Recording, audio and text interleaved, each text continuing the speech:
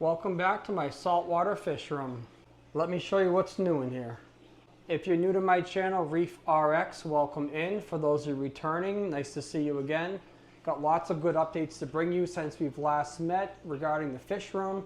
This is a custom built fish room that I made. It took me about a year to successfully build, with everything in mind, like sinks to clean equipment, RODI water on tap, so I can always clean equipment with clean RODI water.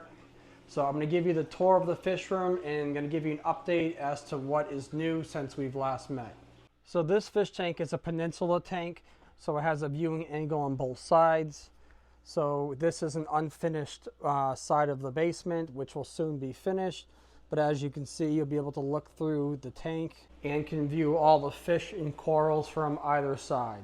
So since we've last met, I've added my corals into this tank. This is this candy cane coral I've had since it was only 2 heads. It has really grown out over the years. I have some euphyllias. I have another one that's in another quarantine tank still. I have a mushroom, some favia, some blastos. This tank's been up and running for about 6 months, still going through a bit of an ugly phase with some algae. I'm going to be starting a refugium soon. This is my Cato that I have quarantining right here. I got that Cato from AlgaeBarn, but I always quarantine to make sure there's no pests. If you're interested in ordering from AlgaeBarn, you can use my coupon code REEFRX. It'll be a link in the description. So in this tank right now, I have my clownfish. I have my mandarin goby, who's on the other side. There he is coming out, along with the yellow tang. Additionally, I have a quarantine tank back here, and I have a powder blue tang who's in quarantine, and he will be added to the new peninsula tank. So down here in the sump of my peninsula tank, I've added automatic lighting. I have lots of live rock in the back of my sump here, and then lots of live rock in the refugium chamber where I'll be putting the Cato. Red Sea reef roller is pulling out lots of stuff out of the tank. If you don't run one of these on your tank, you're gonna wanna consider getting one. It's a great way to remove nutrients from the system. And then on the far left here, I have my ATO container. Over here's the equipment I have on this tank. I did recently set up auto water changes. So this top unit here is for auto water change. It pulls water from across the room over at my mixing container. I'll show you that in just a second. And the water runs right down this waste line, which dumps into a sump over here. In that waste line, I also have my Trident draining down in there, so I never have to worry about emptying a container for the Trident. Let me know what you think about that drain line. Would you have one on your tank? Over here, I am dosing all for Reef, a very small amount. I have it hooked up to a stirrer magnet, and every hour it stirs for about, I think it's 10 minutes, or maybe 5 or 10 minutes, just so nothing settles there. This is my Neptune breakout box. I have the automatic lights hooked up to that and a few other switches over at the mixing station. And then most of my other equipment is down here.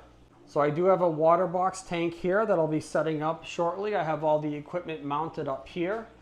In order to make the equipment nice and clean, I put holes in the wall where you can pull wire through, and they have a little cover on them so it looks clean. And then under here in the tank, there's another cover up there where I'll be able to pass the wires through. I want to make sure that all my wires have drip loops and are safe, and all the equipment is set up nice and neat. So I'll have an auto dose automatic water change unit on this tank. It won't be pulling too far because my salt container is there. And I'll have the full Neptune Apex system. Before we get into this, I just want to let you guys know I'm constantly posting on Instagram and TikTok, so make sure to follow me. All my links are in the description, and I appreciate you guys watching. If you want to support the channel, you can use my AlgaeBarn coupon code. It's REEFRX, a space between Reef and RX. And I also have a bulk reef supply affiliate link that you can find with the link in the bio as well, and all of that helps support the channel so I can bring you guys more content. Thank you so much for subscribing, liking this video, and leaving a comment if you've done so.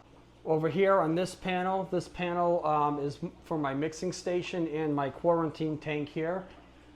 Any Neptune equipment that is located over here is actually controlled over here by this Neptune system right there. So there's a little bit going on here. So number one, I have an emergency stop. So if there was ever water gushing on the floor and I wasn't sure where it was coming from, I would be able to hit this emergency stop button and it would shut off all my equipment that's connected to my Neptune Apex system. This is through the breakout box that I use that. Over here, this is a controller box that I made myself for my mixing station. So this upside down switch that people have called out before controls my pump. So when I turn that on, you'll see that this green light, which means this unit, the system is ready on standby, will turn to red, meaning it's running, and the pump will turn on. This pump can be used to transfer RODI water from this tank to the salt tank. It can be used to recirculate water in the salt tank, so it'll flow from down here, over, back, up, and over and down into this barrel. Or it can be used for this hose here to either pump salt water or RODI water through this hose. It's a 25-foot long hose, and this is great for doing manual water changes or filling up ATO containers. I'll go ahead and shut the pump off now. The system will turn back to green. You'll see the orange light is illuminated. When the salt level drops on this tank, there's a sensor in there to detect the water is low. And when it's below the sensor, this light turns orange. Now when I fill the salt tank back up, this light still stays orange. It has to be manually reset by this button here. What this orange light does is it tells my automatic water changes to stop because the water level has fallen too low and it has not been reset. So when I fill this with RODI water, obviously I need to mix salt. So I don't want auto water changes resuming until I manually hit this reset button. I have two Inkbird temperature controllers. The one on the left here is for my quarantine tank when I have it set up. The one on the right here is for this salt container. When I have the pump running, the pump is usually enough to heat up this tank where I don't really need to run the heater, but I do need to do a small manual water change tonight. So I have that on and the pump is off while I talk to you guys. For ventilation in here, I have this exhaust fan that pulls air outside. And then I have this intake fan which brings conditioned air in from the upstairs. So for my water changes in my Peninsula tank and all the wires for all this equipment that runs across the room, everything goes up through the ceiling like this black hose here. It goes up, over, and you notice you don't see the wires coming out of the wall here. They're down here coming out of the wall, so they're hidden. I was going for a nice, neat, and clean look. I have a nice table over here, which is adjustable, which makes working or fragging coral super easy. And then this sink here, I use this to clean my equipment. Having a large utility sink like this is super helpful. All this water drains into this sump here, which pumps outside, so I'm not putting salt water into my septic.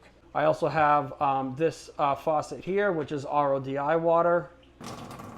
This makes it super easy to always rinse equipment with RODI water or rinse cuvettes if you're doing testing or whatnot.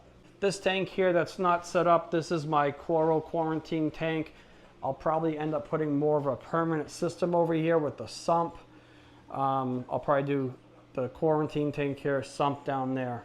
What corals or fish would you put in this tank? It's a 6-foot long tank by 2 feet by 2 feet. Make sure to follow the channel and I'll catch you next time. Thanks for watching.